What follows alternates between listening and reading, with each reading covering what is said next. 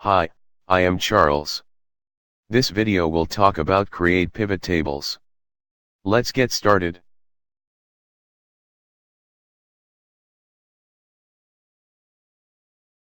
Click on the Insert tab.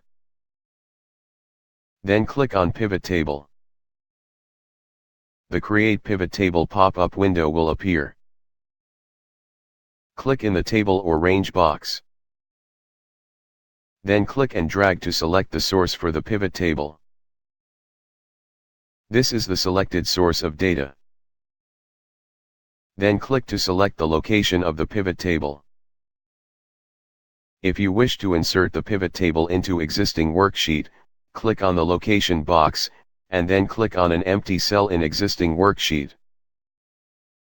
And then click OK. And now the pivot table is inserted into the worksheet.